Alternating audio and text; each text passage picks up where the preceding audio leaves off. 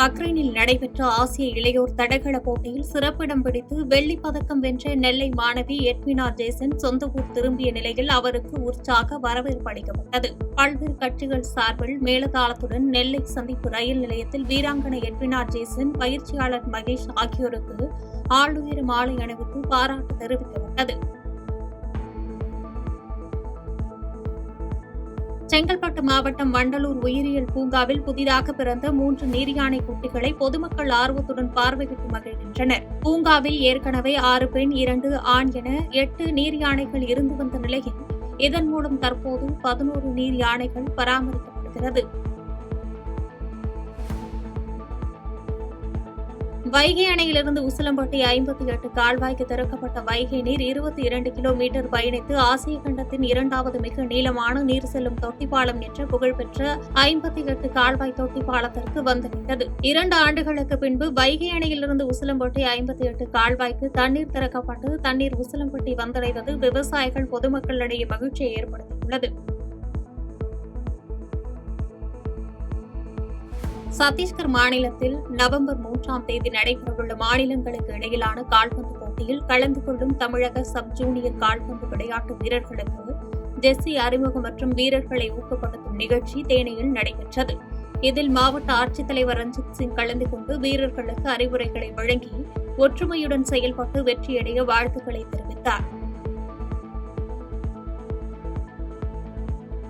செங்கல்பட்டு மாவட்டம் வண்டலூர் படப்பை மாநில நெடுஞ்சாலையில் அதீத புழுதி பறப்பதால் இருசக்கர வாகன ஓட்டிகள் அவதியடைந்துள்ளனர். சாலையின் இருபக்கமும் மணல் திட்டு அதிகமாக காணப்படுவதால் அடிக்கடி விபத்து ஏற்படுவதாக குற்றச்சாட்டு எழுந்துள்ள நிலையில் சாலையோரம் இருக்கும் மணல் திட்டுகளை அகற்ற கோரிக்கை எழுந்துள்ளது. செங்கல்பட்டு மாவட்டம் மாமல்லபுரத்தில் தமிழ்நாடு குருதி கொடையாளர்கள் சங்கம் மற்றும் செங்கல்பட்டு அரசு மருத்துவக் கல்லூரி சார்பில் மாபெரும் ரத்த தான முகாம் நடைபெற்றது. தனியார் திருமண மண்டபத்தில் நடைபெற்ற இந்த ரத்த தான முகாமில் 50க்கும் மேற்பட்ட தன்னார்வலர்கள் கலந்து கொண்டு ரத்த தானம் வழங்கிய நிலையில் அவர்களுக்கு சான்றிதழ் வழங்கப்பட்டது. அரியலூர் மாவட்டம் ஜெயங்கொண்டத்தில் அமைந்துள்ள கன்னிகா பரமேஸ்வரி கோவில் கும்பாபிஷேக விழா வெகு விமர்சையாக நடைபெற்றது. இதில் சுற்றுவட்டாரத்தை சேர்ந்து திரளான பக்தர்கள் கலந்து கொண்டு சுவாமி தரிசனம் செய்தனர். காஞ்சிபுரம் மாவட்ட ஊழல் தடுப்பு மற்றும் கண்காணிப்புத்துறை சார்பில் காஞ்சிபுரத்தில் பள்ளி கல்லூரி மாணவர்கள் கலந்து கொண்ட விழிப்புணர்வு பேரணி நடைபெற்றது. ஊழல் தடுப்பு மற்றும் கண்காணிப்புத்துறை டிஎஸ்பி கலைச்செல்வன் முன்னிலையில் நடைபெற்ற இந்த விழிப்புணர்வு பேரணியில் மாவட்ட ஆட்சித்தலைவர் கலைச்செல்வி, எஸ்பி சண்முகம், மாவட்ட வருவாய் அலுவலர் முருகேசன் உள்ளிட்டோர் பங்கேற்று கொடியசைத்து விழிப்புணர்வு பேரணியை துவக்கி வைத்தனர்.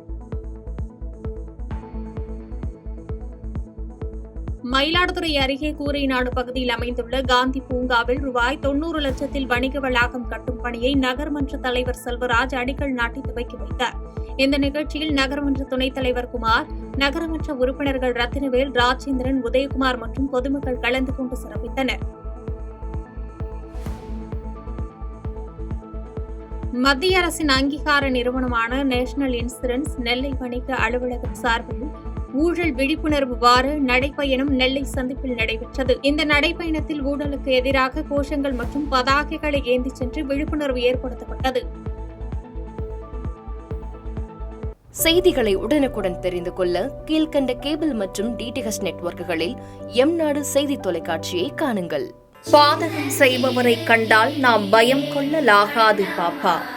மோதி மிதித்துவிடு பாப்பா, அவர் முகத்தில் உமிழ்ந்துவிடு பாப்பா. அண்மை செய்திகளை உடனுக்குடன் தெரிந்து கொள்ள இணைந்திருங்கள் எம்நாடு தொலைக்காட்சியுடன்.